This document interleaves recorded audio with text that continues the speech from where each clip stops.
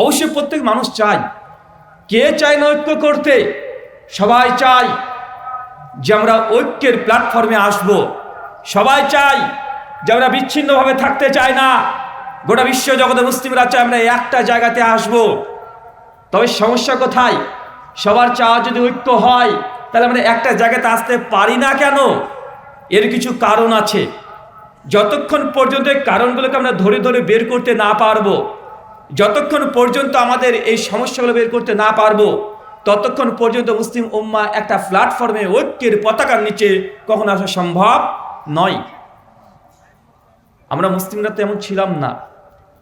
আমরা সকলে তো একটা প্ল্যাটফর্মের উপরেই, একটা ঐক্য সংহতির উপরেই ছিলাম। আমরা যে এত দলে দলে ভাগ হয়ে গেলাম, ভাই কারণগুলো বের করা দরকার আছে না নাই? যতক্ষণ মধ্যে কারণগুলো বের না করতে পারবো, ততক্ষণ কি আমরা ঐক্যের পতাকার নিচে আমরা বসতে পারবো না। তাই ঐক্যের পথপন্থা আলোচনা করার চাইতে গুরুত্বপূর্ণ কেন আমরা অনৈক্য হলাম। এই অনৈক্যের পয়েন্ট বের করে সমাধান করলে অটোমেটিক মুসলিম উম্মাহ একটা জায়গাতে চলে যাবে। আল্লাহ সুবহানাহু ওয়া তাআলা বলছেন পবিত্র কোরআনুল কারীম সূরা আল ইমরান সূরা নম্বর 3 আয়াত নম্বর 103, ওয়া তাসিমু বিহাবলিল্লাহি জামিআন ওয়া লা তাফাররাকু, তোমরা আল্লাহর রজ্জুকে আঁকড়ে ধরো, পরস্পর বিচ্ছিন্ন হও না। আল্লাহ সুবহানাহু ওয়া তাআলা এখানে মুসলিম উম্মাহকে একটা সূত্র দিয়েছেন যে তোমরা আল্লাহর রজ্জুকে আঁকড়ে ধরো, পরস্পর বিচ্ছিন্ন হও না। আল্লাহ বলছে হাবলুল্লাহ, আল্লাহর রজ্জু যেটা, আল্লাহর রশি যেটা, সেটাকে আঁকড়ে ধরো। এখন আল্লাহর রশিকে বা আল্লাহর রজ্জু কোনটা আমরা নিজেরা এখন মতো জানি না। এই জন্য আমাদের মতনৈক্য আমরা বেশি প্রবেশ করেছি। আল্লাহর রজ্জু কোনটা? আল্লাহর রজ্জু কোনটা? আল কোরআন। সেই মুসলিমে হাদিসে আসছে আল্লাহর রজ্জু হচ্ছে কোরআনুল কারীমের হাদিস। ঈসা আলাইহিস সালাম যখন দুনিয়াতে আবার পুনর্বার সেকেন্ড কামিং হবে, তিনি যখন কিয়ামতের প্রাককালে তিনি আসবেন, তিনি সেই সময়তে মানুষের মানব রচিত কোনো বিধান দিয়ে রাষ্ট্রকে পরিচালনা করবেন না। তিনি পরিচালনা করবেন কোরআন মাজিদ দিয়ে আর রাসূলের সুন্নাত তথা হাদিস দিয়ে। আর আল্লাহ এটাই বলছেন, ওয়া তাসিমু বিহাবলিল্লাহি জামিআ ওয়া লা তাফাররাকু, তোমরা আল্লাহর রজ্জুকে আঁকড়ে ধরো, পরস্পর বিচ্ছিন্ন হও না। আল্লাহ বললেন হাবলুল্লাহ, মানে আল্লাহর রজ্জু। আমরা এটাকে ছেড়ে দিয়ে আর মানুষ এখন ছুটে বেড়াচ্ছি হাবলুল্লাহর পরিবর্তে আব্দুল্লাহকে। আচ্ছা না নাই কথা বলেন? আল্লাহ হাবলুল্লাহ মানে কি? কোরআন এবং হাদিস। এখন কোরআন হাদিস আল্লাহ বললেন আঁকড়ে ধরতে, বিচ্ছিন্ন হয়েও না। আমরা এই কোরআন হাদিস ছেড়ে দিয়ে আমরা আব্দুল্লাহর পেছনে ছুটছি, মানে বড় বড় পীর বুজুর্গ, আল্লাহর বান্দা, আল্লাহর গোলাম, তাদের পেছনে ছুটছি। আছে না নাই? আছে। আল্লাহ সুবহানাহু ওয়া তাআলা দ্বিতীয় একটা সূত্র দিয়েছিলেন পবিত্র কোরআনুল কারীম সূরা নিসা সূরা নম্বর 4 আয়াত নম্বর 59। আল্লাহ বলছেন, ইয়া আইয়ুহাল্লাযীনা আমানু, হে বিশ্বাসীগণ, আতিউল্লাহ, আমি আল্লাহকে মেনে চলো, ওয়াতি রাসূল, আর তোমাদের মধ্যে যে রাসূল আছে তার অনুসরণ ইত্তেবা করো। তার মানে বোঝা গেল আল্লাহ সুবহানাহু ওয়া তাআলা এক আল্লাহকে মানতে বলছে, আর দুই কাকে মানতে বলছে? আল্লাহ রসুলকে। এরপরে আল্লাহ সুবহানাহু ওয়া তাআলা তৃতীয় আরেকজনের কথা বলছেন, তাকে মানতে হবে। কাকে? এখানে আব্দুল্লাহর কথা বলা আসছে। কার কথা? আব্দুল্লাহর কথা। কিভাবে? ওয়া উলিল আমরি মিনকুম, আর তোমাদের মধ্যে যারা উলুল আমর আছে, যারা নেতা আছে, যারা আলেম আছে, যারা ইমাম আছে, যারা ফোকাহা আছে, যারা মুজতাহিদ আছে, যারা শাসক আছে, রাষ্ট্রনায়ক, মুসলিম রাষ্ট্রের নায়ককে তোমরা মেনে চলো। কথা কি বুঝতে পারছেন? তার মানে এই আয়াতে কয়জনকে আল্লাহ মানতে বলছে? কয়জন? এক হচ্ছে আল্লাহকে মেনে চলো, দুই হচ্ছে আল্লাহর রসুলকে মেনে চলো। তারপর 3 নম্বর ব্যক্তি বলছেন, তোমাদের মধ্যে আলেম ওলেমা পীর ফকি মাশায়েখ, রাষ্ট্র যদি ইসলামী রাষ্ট্র কান্ট্রি হয় তাহলে শাসক যে আছে তাকেও মেনে চলো। এই 3টে জায়গাতে আসছে। আমরা 3টে জায়গা মানি কি মানি না? মানি কি মানি না? 3 জায়গাতে আমরা মানি, কিন্তু আমরা আয়াতটাকে এখানে থামিয়ে দিয়েছি, আয়াতটাকে এখানে স্টপ করে দিয়েছি। আল্লাহ সুবহানাহু ওয়া তাআলা এই আয়াত এখানে স্টপ করে নাই। আল্লাহ স্টপ এই আয়াত এখানে থামিয়ে দেন নাই। আল্লাহ সুবহানাহু ওয়া তাআলা এরপরেই বলছেন, যখনই বলছে ওয়া উলিল আমরি মিনকুম, তোমাদের মধ্যে আলেম ওলেমা যখন আসতে তাদেরকে মেনে চলো। তো ভাই বলেন তো আল্লাহকে মানলে কি দ্বন্দ্ব হয়? আল্লাহ সুবহানাহু ওয়া তাআলাকে যদি মানি তাহলে মুসলিম উম্মাহর মধ্যে কি মতভেদ হয়? হয় না। মানে কোরআন মানলে কি মতভেদ হয়? হয় না। রসুল তথা হাদিস যখন আমরা মানতে যাই বা রসুলের আনুগত্য পোষণ করলে কি মতভেদ হয়? হয় না। মতভেদ কখন হয়? যখন আমরা উলুল আমর যারা নেতা নেত্রী আছে যখন মানতে চাই তখন মতভেদ হয় না। আল্লাহ এখনই বলছে ৩ নম্বরের কথা, যখন আলেমদেরকে মানতে যাচ্ছ, মেনে মেনে চলছো, সমস্যা নাই, মানো। কিন্তু আলেমদের মধ্যে যখন ফাইন তানাজাতুম ফি শাইইন, যখনই আলেমরা মতভেদের মধ্যে নিমজ্জিত হবে, একই আলেম আরেক আলেমের সঙ্গে দ্বিমত করবে, একজন আলেম এক কথা বলবে, আরেকজন আলেম আরেক কথা বলবে, ফাইন তানাজাতুম ফি শাইইন, যখনই আলেমদের মধ্যে মতভেদ সৃষ্টি হবে তখন কি করবেন আপনারা? কি করবেন?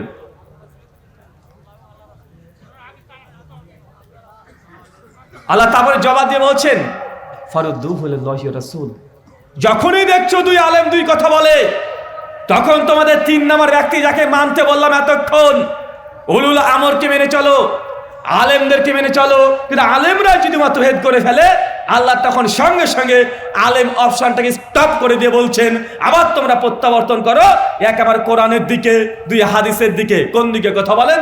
কোরআনের দিকে, হাদিসের দিকে। আমরা কিন্তু সমস্ত বিষয়গুলো আমরা অনুধাবন করি। আমরা কোরআনকেও মানতে চাই, হাদিসও মানতে চাই, আলেমদেরকেও মানতে চাই। কিন্তু আলেমদের মধ্যে যখন মতভেদ, সেই মতভেদকে সমাধানের জন্য আমরা যে রিটার্ন করব আবার কোরআনের দিকে, হাদিসের দিকে, আমরা এই দিকে দিতে রাজি না। রাজি আমরা? কথা বলেন। যদি আমরা রাজি হতাম, যদি আমরা সমস্ত সমস্যার সমাধান কোরআন এবং হাদিস থেকে নিয়ে নিতাম, মুসলিম উম্মাহ এত মতভেদের মধ্যে নিমজ্জিত হতো না। আজকে দেখেন একটা ছোট্ট একটা উদাহরণ দিই। আজকে বাংলাদেশে বর্তমান প্রেক্ষাপটে শবে বরাতকে কেন্দ্র করে আরে ঝামেলা চলছে কি চলছে না? চলছে কি চলছে না? চলছে। এক আলেম বলছে শবে বরাত বলে কিছু নাই, শবে বরাত এটা কিছু না। আরেকজন বলছে না, শবে বরাত তো আছে, শবে বরাতের ফজিলত আছে, তো শবে বরাতের নির্দিষ্ট কোনো আমল নাই। আরেকটা দল তারা বলছে যে শবে বরাত তো আছে, নামাজও 100 রাকাত, রোজাও আছে কমপক্ষে, আপনি সেই দিন করবেন, আবার রাত্রিবাতে কবরে চলে যাবেন, গিয়ে আতর বাতি যা আছে এগুলো জ্বালাবেন, রাত্রিবাতে গোসল করবেন, আছে না নয়? কথা বলেন। এখন আমাদের 3টে মত পাচ্ছি শবে বরাতকে কেন্দ্র করে। কয়টা মত? কয়টা মত? 3 জনের উদাহরণই বুঝতে পারবেন। আহলুল হাদিস আলেমদের, যে কোনো আলেমদের আলোচনা শোনেন, তারা বলছে যে শবে বরাত এটা কোরআন হাদিস দ্বারা সহি সূত্রে কিছু প্রমাণিত নাই, অতএব এই রাত 15 শাবানকে কেন্দ্র করে কোনো ইবাদত আপনি করতে পারবেন না। কেন? এই মর্মে যেসব হাদিস আসছে একটা সহি সনদে প্রমাণিত নয়। এটা হচ্ছে আহলে হাদিসদের তাদের মতবাদ, তাদের ফতোয়া। যারা মাসলাকে দেওবন্দি কওমি ঘরানার, তাদের ফতোয়া যে না, শবে বরাত আছে, কিন্তু শবে বরাতকে লক্ষ্য করে নির্দিষ্ট 100 রাকাত নামাজ পড়তে হবে, কবরে গিয়ে মোমবাতি জ্বালাতে হবে, এই আমল প্রমাণিত নয়। তবে শবে বরাত 15 তারিখে হয়েছে, এটা আমাদেরকে মেনে নিতে হবে। এটা কাদের মতামত? কওমিদের। আর যারা বাংলাদেশের সুন্নি আমজনতা আছে, সুন্নিদের দাবি হচ্ছে শবে বরাত তো 15 তারিখে হয়েছে, এই রাত লাইলাতুল কদরের চাইতেও উত্তম রাত, এই রাতে তাকদীর লিখে দেওয়া হয়, এই রাতে গোসল করে 100 রাকাত নামাজ পড়লে এই নেকি হয়, এই রাতে অনেক রকমের মানুষ যারা মারা গিয়েছে তাদের রূহ, তাদের আত্মা আবার তাদের আশেপাশে ঘোরাঘুরি করে, তার জন্য কবরে যাও, কবরে গিয়ে দোয়া করো, কবরে গিয়ে মোমবাতি জ্বালাও, কবরে গিয়ে যা ইচ্ছা মাজার পূজার জন্য যা যা করতে হয় সবগুলো করো। বাংলাদেশে আছে না নাই? তার মানে এক শবে বরাত দল কয়টা? 3টা। এখন মুসলিম উম্মাহ দেখছি শবে বরাতকে কেন্দ্র করে দ্বন্দ্ব চলছে। এখন আমরা সাধারণ আমজনতা কোথায় যাব? কোনটা মানবো? আমজনতা বলছে এক এক হুজুর এক এক কথা বলে, সবাই তো বড় বড় আলেম, সবারই বড় বড় মাদ্রাসা আছে, সবাই 20 বছর 30 বছর করে বুখারীর দাস দেয়, এ হুজুরও আরবিতে কথা বলতে পারে, ও হুজুরও আরবিতে বক্তৃতা দিতে পারে। তখন সাধারণ আমজনতা আমরা কোন দিকে যাই? একজন বলছে শবরাত নাই, একজন বলছে আছে, আর একজন হচ্ছে অর্ধেক আছে অর্ধেক নাই। এখন আমরা কি করি? দেখেন, আমাদের যে সূত্র আল্লাহ কোরআনে দিয়েছে, যখনই আলেমদের মধ্যে মতভেদ হবে আমজনতা কি করবেন? কোরআন এবং সহি হাদিস, শুধু হাদিস নয়, হাদিস তো অনেক রকমের পেয়ে যাবেন, হাদিসের নাই এমন কোনো জিনিস নাই। কেন? হাদিসের মধ্যে জাল হাদিস আছে না নাই? জাল হাদিস যে চীন দেশে গেলে জ্ঞান অর্জনের চীন দেশে যাও, আছে না ভাইজান? তো এটাও তো হাদিস। এটা তো ইমাম বাইহাকি শুআবুল ঈমান লিল বাইহাকির মধ্যে নিয়ে এসেছে। দালাইলুন নবুওয়াত লিল ইমাম ইস্পাহানি তিনিও নিয়ে এসেছেন। একটা হরিণ বাঁধা ছিল গাছেরই তলায়, এটাও তো হাদিস হিসাবে তারিখে বাগদাদের মধ্যে এসেছে, তারিখে দামেস্কের মধ্যে এসেছে, এমনকি আল বিদায়া ওয়ান নিহায়াতে ইমাম ইবনে কাসির তিনিও নিয়ে এসেছেন। তার মানে হাদিস হলে যে মেনে নিতে হবে এমনটা না, হাদিস তো জালও আছে না? তার মানে বলতে হবে কি কথা বলেন, মতভেদ হলে কোন জায়গায় ফিরে যাব, কোরআনুল কারীম এবং হাদিসে মুবারাকা যেগুলো হবে সেগুলো অথেন্টিক, সেই হাদিস দ্বারা প্রমাণিত হবে। এখন আসেন আমরা ছোট্ট করে আপনাকে সমাধান দিই। কি ঘটেছে জানেন শবে বরাতকে কেন্দ্র করে? শবে বরাত যে 15 তারিখে, শাবান মাসে 15 তারিখে শবে বারাতে পারে, যে হাদিস নাই এমনটা নাই, হাদিস আছে। কমপক্ষে শেখ আলবানী রাহিমাহুল্লাহ 8খানা হাদিস নিশ্চয়, কখানা? 8খানা। আরো যদি যায়েব জাল মৌজু মন গড়া এই ধরনের হাদিসকে জমা করেন শবে বরাতকে কেন্দ্র করে, কমপক্ষে 15খানা হাদিস পাওয়া যায়। কয়টা? কমপক্ষে 15খানা হাদিস পাওয়া যায়, জাল যায়েব সমস্ত রকমের মিলে। এখান থেকে দেখা যায় শেখ আলবানী রাহিমাহুল্লাহ তিনি তাহকিক করেছেন। তাহকিক করে তিনি সিলসিলা হাদিসে সহিহার মধ্যে 180 নম্বর হাদিসে তিনি ডিটেল আলোচনা করেছেন। আলোচনা করার পরে তিনি বলতে যাচ্ছেন এইভাবে, শবে বরাতের কেন্দ্র করে যতগুলো হাদিস এসেছে সব হাদিসগুলো তাহকিক করে দেখা যায় কোনো হাদিস একাকী সহিহ না। কি সহিহ না বলেন তো? একাকী সহিহ না। মুআজ বিন জামালের যে হাদিস, এটা ইনকিতা সনদ বিচ্ছিন্নতা আছে। আমাদের আয়েশা রাদিয়াল্লাহু আনহার যে হাদিস, ওটা আমাদের দুর্বলতা আছে। মানে প্রত্যেক হাদিস কোনো না কোনো কারণে আলবানী রাহিমাহুল্লাহ তিনি নিজেও যায়েব বলেছেন এবং যায়েফুল জিদ্দান পর্যন্ত বলেছেন। তবে আলবানী রাহিমাহুল্লাহ মনে করেছেন এইটা যে দেখো এতগুলো হাদিস এসেছে সবগুলো সনদ যায়েব, তবে একটা যায়েব আর একটা যায়েব প্লাস যায়েব, যায়েব প্লাস যায়েব, সবগুলো যায়েব মিলে একটু এই হাদিসগুলোর শক্তি বেড়েছে, অতএব এই হাদিসটা গ্রহণ করা যেতে পারে। কথা বুঝতে পারছেন? কথা মানে বুঝতে পারলেন? এটা একটু কঠিন আলোচনা হবে আপনার জন্য বোঝার জন্য। মানে যদি শবে বারাত 15 তারিখ এই মর্মে 8খানা হাদিস আছে। কয়টা? 8খানা হাদিস, আর সবগুলো যায়েব। আলবানী নিজেও স্বীকার করেছে। সালাফদের মধ্যে এমন কোনো সালাফ নেই, যুগে যুগে সবাই বলেছে হাদিসগুলো যায়েব। হাদিসের মধ্যে ইনকিতার সূত্র বিচ্ছিন্নতা আছে, অতএব এই হাদিসগুলো একাকী, এই হাদিসগুলো সহিহ নয়। বা একটা হাদিসের সঙ্গে আরেকটা জোড়া দাও, আরেকটা জোড়ার সঙ্গে আরেকটা জোড়া দাও, আরেকটা জোড়ার সঙ্গে আরেকটা দাও, এই জোড়া তেরা দেওয়া সবগুলোকে মিলে তখন আসছে হাদিসে মোটামুটি বলা যেতে পারে, টেনে হিসড়ে মোটামুটি ধরেন হাসান লি গয়রিহি। হাদিসের অবস্থা এটা। কথা বুঝতে পারছেন? মানে খুব মানে এই কিছু ছাত্র থাকে না ভাই, 100 মধ্যে পরীক্ষা 28 পেয়েছে, শিক্ষক যে ফেল করে দিব, ফেল করে দিলে ছেলেটার 1 বছর লস হয়ে যাবে, তার কি আর করবো, যা। শিক্ষকের মনে একটু ছাত্রদের দয়া এসেছে যে আবার 1 বছর থাকবে, তার বাবাকে আবার কষ্ট করতে হবে, আবার টিউশনি পড়াতে হবে, কি দরকার, বেচারা যা 2 নম্বর দিয়ে দিলাম, 30 দিয়ে পাস করে দিয়েছে। শবে বরাতের হাদিসের অবস্থা এমন। কথা বুঝতে পারছেন?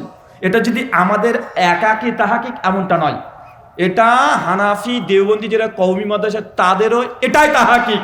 তারাও এটা বলছে যে শবে বরাতের 15 তারিখে এটা যে বলছি এটা একাকী কোনো হাদিস আসমানের নিচে সহিহ সূত্রে বা হাসান সূত্রে প্রমাণিত নয়। আহলে হাদিসের একটা মানহাজ, যায়েফ হাদিস এটা হুজ্জাত না। কি বলেন তো? যায়েফ হাদিস এটা দলিল না। আমরা বলি সহিহ হাদিস দ্বারা কোনো আমল যদি প্রমাণিত হয় সেগুলো আমরা করি। যায়েফ হাদিস তো অনেক কিছুই পাওয়া যাবে, যেন আল্লাহর নবীর নাম শুনলে চোখে চুমু দিতে হবে, হাদিস নাই ভাবছেন? হাদিস আছে, হাদিস এসেছে। ইমাম বাইহাকি তার দালাইলুন নবুওয়াতের মধ্যে এই হাদিস নিয়ে এসেছে এবং সনদ সহকারে নিয়ে এসেছে, কিন্তু সনদের বিবেচনায় দেখা যায় হাদিসটা যায়েফ। কি বলেন তো ভাইজান? হাদিসটা নিতান্তই যায়েফ। আমরা আহলে হাদিসরা এই হাদিসটাকে গ্রহণ করিনি। কেন? কারণ আমরা মনে করি কোনো ইবাদত আমল প্রমাণ করতে হলে হাদিস সহিহুল ইসনাদ অথবা হাসান কমপক্ষে হতে হবে, নচেত আমল করা যাবে না। ঠিক শবে বরাতের হাদিসগুলো যায়েফ, তার জন্য আমরা আমল করি না, আমরা বলি এই দিনটা প্রমাণিত নয়। কিন্তু হানাফি ভাইদের দাবি যে না, হাদিস পেলেই মানতে হবে। যায়েফ হাদিস ফজিলতের ক্ষেত্রে মানা জায়েজ। যায়েফ হাদিস যদি একসঙ্গে অনেকগুলো আসে, সে হাদিসগুলো আপনাকে সঠিক মনে করতে হবে। আপনি আমল করতে পারেন, এই যে তাদের এই অসুলের ভিত্তিতে, মানে তারা হৃদয় থেকে কোনো হানাফি বিদ্বান তারা এ কথা বলতে পারবে না যে শওয়াত পালন করছে আমরা সহিহ হাদিসের আলোকে, বলবে যে শবে বরাত পালন করছি সহিহ হাদিস নয় বরং জয়ীফ এবং জাল হাদিসের ভিত্তিতে আমরা শবে বরাত পালন করছি। কথা কি বুঝতে পারলেন? কথা কি বোঝা যাচ্ছে? তারা নিজেরা স্বীকার করছে প্রত্যেকে শবে বরাতের কোনো হাদিস সহিহ না, সবগুলো জয়ীফ হাদিস, এবং তারা এখানে যুক্তি পেশ করছে যে জয়ীফ হাদিস ফজিলতের ক্ষেত্রে এরা গ্রহণযোগ্য, তাই আমরা শরৎকে পালন করছি। তো তাদের আমলটা কি হলো? সহিহ হাদিসের উপরে না জয়ীফ হাদিসের উপরে? কোন হাদিসের উপরে? জয়ীফ হাদিসের উপরে তাদের আমল হলো। মানে আপনাকে আমি এটা বুঝাচ্ছি, ওই যে কোরআন মাজিদ বলছে ফাইন তানাজাতুম ফি শাইইন ফারুদ্দুহু লিল্লাহি ওয়া রাসূল, যখনই মতভেদ চলে আসবে সেই সময় তোমরা আল্লাহর দিকে চলে যাও আর রাসূলের হাদিসের দিকে প্রত্যাবর্তন করো। এখন আমরা চেক করে হাদিসগুলোকে দেখছি, একটাও রাসূল পর্যন্ত সেই সূত্রে কোনো হাদিস পৌঁছাচ্ছে না, তার জন্য আমরা এই আমলটাকে করি না। এখন আপনি আরো কনফিউজ, বুঝতে পারছেন না। হাদিস আছে জয়ীফ, জয়ীফ মানে দুর্বল, আমলযোগ্য না, খুবই দুর্বল, মারাত্মক দুর্বল। একটা বাড়ি আছে, ধরেন এরকম একটা বাড়ি আছে, পাকা, ওপরে ছাদ দেওয়া আছে, 4খানা পিলার দেওয়া আছে, গিয়ে দেখছেন 4খানার মধ্যে 3খানা ভাঙা। কি বলেন তো? 4খানার মধ্যে 3খানা ভাঙা, আর 1খানা আছে কোন রকম ঠেকে আছে। আর এতগুলো মাজলিস, যদি বলা হয় ভাইজান এই ছাদের নিচে বসে বসে এখন আপনাকে সারা দিন ধরে আলোচনা শুনতে হবে, এখন আপনি এই ছাদের নিচে বসবেন না ফাঁকা মাঠ, কিছু নাই, ওখানে কোনো রিস্কও নাই, আলোচনা দেখতে পাচ্ছেন, এখন আপনি কোথায় বসে আমাদের আলোচনা শুনবেন? কোথায়? ফাঁকা মাঠে না এই 4 কোটির মধ্যে 3 কোটি ভেঙে গেছে, একটু যদি 19-20 হয়, একটু যদি একটা মাছও যদি ছাদে পরে বসে পড়ে বা কেউ যেটা ঢিলো মারে ভেঙে আপনার গায়ে পরে পড়তে পারে, এরকম বিল্ডিং এর নিচে বসে আলোচনা শুনবেন না ফাঁকা মাঠে শুনবেন? কোনটা? তা জয়ীফ হাদিস মানে দুর্বল, এটা সহিহ হতেও পারে না হতেও পারে। ধরেন আরেকটাও ধরেন, নিয়ে বুঝতে পারবেন। একটা পুকুর দেখছেন, বড় পুকুর, আপনি ওই পুকুরে মাছ ধরতে গিয়েছেন, সমস্ত মাছ যা আছে জাল দিয়ে মাছকে ধরেছেন, সকাল 8টা থেকে একদম সন্ধ্যা 5টা পর্যন্ত মাছ ধরে ফেলেছেন, একদম ড্রামকে ড্রাম মাছ লোড করেছেন, মাছ লরিতে ট্রাকে পুরো তুলে দিয়েছেন।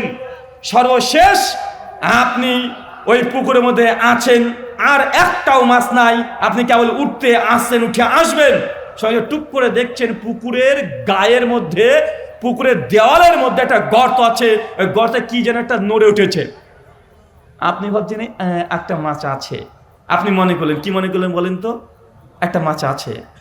আপনি মাছটাকে ধরার জন্য এগিয়ে যাচ্ছেন, কেন? ওই গর্তে একটা কি যেন লড়ে উঠেছে, একটা মাছ আছে, আপনি ধরার জন্য হাত ঢোকাতে যাচ্ছেন, আর উপর থেকে একজন এ ভাই খবরদার হাত দিস না, মাছ না সাপ। আপনি কি করবেন? আপনি সাধারণ মানুষ, আপনি কি করবেন বলেন? আপনি কোনটা করবেন? আপনি কি মাছ মনে করে সাপ ধরতে যাবেন, না মাছকে সাপ মনে করে ভাই অনেকগুলো মাছ পেয়েছি বাবা, এই একটা মাছ নিয়ে আমি এই সন্ধ্যের মধ্যে থাকতে চাই না, তুই মাছ আর সাপও তোকে থুয়ে গেলাম, কারণ তুই একটা মাছ ধরতে গিয়ে সাপের কামড় খাই, আমার ট্রাককে ট্রাক যতগুলো মাল আছে মাছ আছে সবগুলো আমি হারাতে চাই না। আপনি কোনটা করবেন বলেন? কোনটা করবেন? ওই একটা মাছ ছেড়ে দিবেন না? তো দুনিয়ার ব্যাপারে খুব তো ভালোই বুঝেন আপনি, এটা তো অনেক ভালো বোঝেন যে না বাবা রিস্কের মধ্যে যাওয়ার দরকার নেই। তো আপনি যখন কোরআন হাদিসের আলোচনাগুলো আসছে, যখন তারাই নিজেরাই স্বীকার করে নিচ্ছে শবে বরাতে যা আছে সবগুলো জয়ীফ, আমরা বলছি জয়ীফ মানা যাবে না, ওরা বলছে যাবে। তো সন্দেহ কারা আছে? আমরা না তারা? আরে সন্দেহতে তারা আছে। উদাহরণ আপনাকে আরো দিই, আপনি বুঝতে পারবেন। যারা মিলাদপন্থী, যারা মিলাদুন নবী পালন করে, বাংলাদেশে ইনায়েতুল্লাহ আব্বাসী বলেন, আলাউদ্দিন জিহাদি বলেন, আর গিয়াসউদ্দিন তাহেরি বলেন, সবার একটাই দাবি মিলাদুন নবী উদযাপন করা মুস্তাহাব। কেউ যদি করে নেকি হবে, কেউ যদি না করে গোনাহ হবে না। এটা তো ফতোয়া তাদের না? বলছে আমরা তো বলি না যে মিলাদুন নবী করতে হবে ফরজ ওয়াজিব, আমরা বলি মুস্তাহাব কাজ, করলে নাকি হবে, না করলে গুনাহ হবে না। এটা বলে কি বলে না, কথা বলেন। তার মানে এক শ্রেণীর আলেম বলছে মিলাদুন নবী করলে নেকি হয়, না করলে গুনাহ হয় না। মানে সুন্নি ভাইদের ফতোয়া অনুযায়ী আহলে হাদিস মিলাদ করে না, তথা তারা কোনো গুনাহের কাজ করছে না। কথা বুঝতে পারলেন না? আর আহলে হাদিস এবং হানাফি কওমি দেওবন্দি তাদের ফতোয়া মিলাদুন নবী উদযাপন করা এটা গুনাহের কাজ, এটা বিদআত, এটা করলে নবীর শাফাত পাওয়া যায় না, এটা করলে ইবাদত কবুল হয় না। তার মানে দুই আলেমের মধ্যে দুই রকমের ফতোয়া। এক শ্রেণীর আলেম বলছে মিলাদুন নবী পালন করলে নেকি হয়, না করলে গুনাহ হয় না। আর অধিকাংশ আলেম ওলামা বলছে আহলে হাদিস এবং দেওবন্দিরা মিলাদুন নবী করলে গুনাহ হয়, না করলে তো কোনো ব্যাপারই না, বরং করলে গুনাহ হয়। এখন রিক্সে কারা আছে, মিলাদপন্থীরা না যারা মিলাদ করে না তারা?